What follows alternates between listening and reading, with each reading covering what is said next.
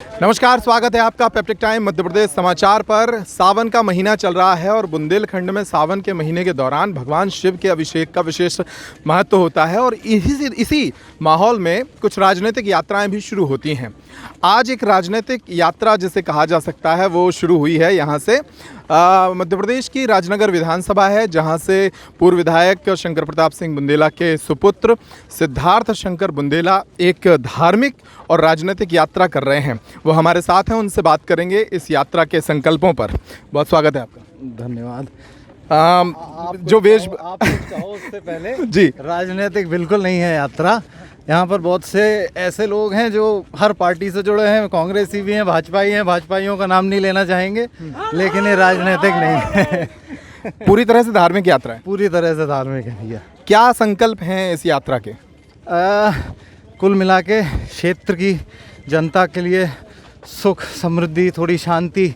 अब देख रहे हैं 2 साल से 2 बार लॉकडाउन लग गया, गांव-गांव में फिरे। लॉकडाउन के बाद तो ये हालत है, एक गांव में जाओ तो पता लगा बगल के गांव में 4 लोग ख़त्म हो गए, वहाँ जाओ तो बगल में 2, मतलब पता तक नहीं लगा लोग ख़त्म हो गए। ऐसा समय भी देख लिया हमारे क्षेत्र ने। उसके बाद ये बरसात, इतने सालों से सूखा पड़ा है, सूखे के बाद गिर भी रहा है पानी। तो ऐसे टाइम पे कि जब बुवाई को ख़त्म कर दे रहा है, शुरू में मूंगफली को बर्बाद कर दिया, तो ये बहुत सारी चीज़ें थी। तो इस क्षेत्र में आ रहे थे, कुछ दिन से चक्कर लग रहा था, तो पुराने उठने बैठने वालों के साथ चर्चा हुई। तो उनका कहना था कि अब राजा खूब कर्म करके देख लो, खेती कर ली, सब कछु कर लो, कुछ हो नहीं रहा सो थोड़ी कछु धर्म को भी कर लो जाए। तो बस वहाँ से ये चर्चा उठी 2 दिन पहले, मात्र 2 दिन पहले। राजनीतिक जो प्रोग्राम हम लोग करते हैं उसमें कम से कम 10-15 दिन का टाइम लेते हैं, इसमें मात्र 2 दिन का टाइम लगा है। और चलने का है अपना कि हम तो चल रहे हैं साथ में, कुछ 100-200 लोग हैं जो फिक्स हैं, बाकी लोग आते जाएंगे, जुड़ते जाएंगे, जितना भी हो जाए। तो इसमें कोई लक्ष्य भी नहीं है। नेता भले धार्मिक यात्रा करें, लेकिन सियासी सवाल तो उनसे होते हैं। 2023 का चुनाव नज़दीक है, युवाओं की क्या भूमिका देखते हैं आने वाले चुनाव में?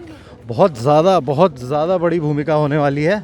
अब आप देख रहे हैं प्रधानमंत्री जी जो हमारे देश के हैं, वो युवाओं की कंधे पर ही बैठ के वहाँ पर पहुँचे थे आज से 7 साल पहले।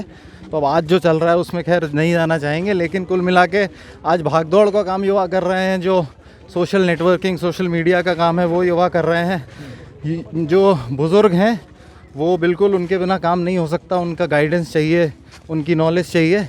लेकिन जो यूथ है वो पूरा भागदौड़ का काम कर रहा है, वो एक्टिव है, वो एक साथ में 4-4 काम कर रहा है। सुबह खेती कर रहा है, शाम को प्रचार कर रहा है और रात में बैठ के सोशल मीडिया पे पोस्ट भी डाल रहा है।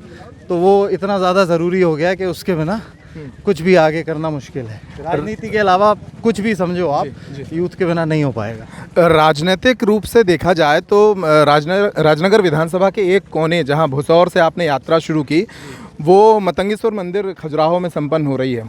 तो एक तरह से पूरी राजनीतिक विधानसभा को कवर करने की कोशिश है। तो क्या 2023 में आपके चेहरे पर चुनाव लड़ा जा सकता है? हमारी विधानसभा का 1/4 हिस्सा भी नहीं है, मात्र 30 किलोमीटर है। विधानसभा का क्षेत्रफल तो हमारा 200 के ऊपर जाता है, ये तो मात्र 30 किलोमीटर है, वो भी तब जब हम गलियों कूचों से जाएंगे आगे जाके। तो इसमें विधानसभा का तो कुछ लेना देना नहीं है।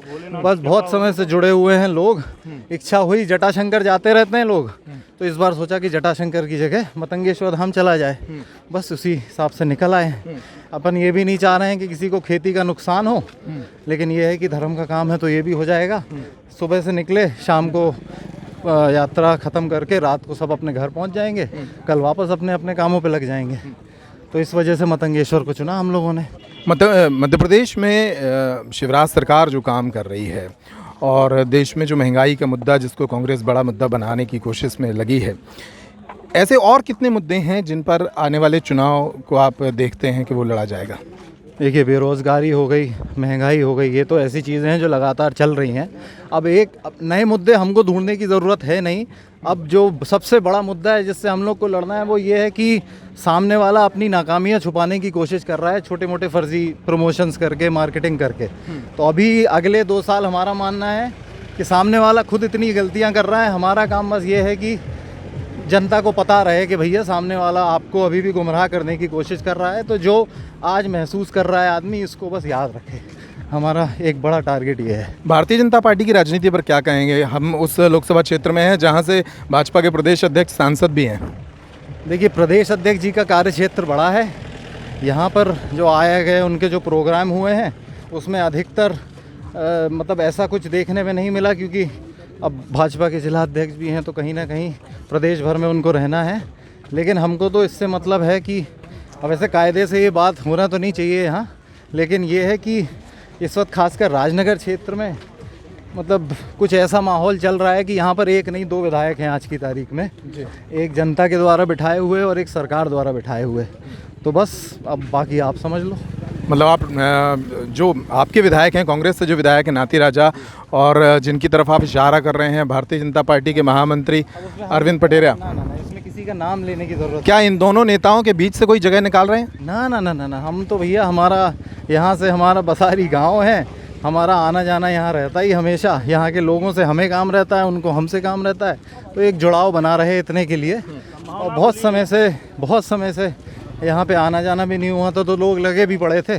और अब ये आकस्मिक ऐसा टाइम हुआ कि हर कोई खाली था, खेती भी एक तरीके से चौपट ही थी, पानी गिर रहा था गलत टाइम पे, तो नहीं, उसको इससे जोड़ के देखना गलत है, क्योंकि फिर इसमें अब ऐसी बात करें तो हमारे संग के बहुत जने भाग जाएंगे, बहुत भाजपाई भी हैं साथ में।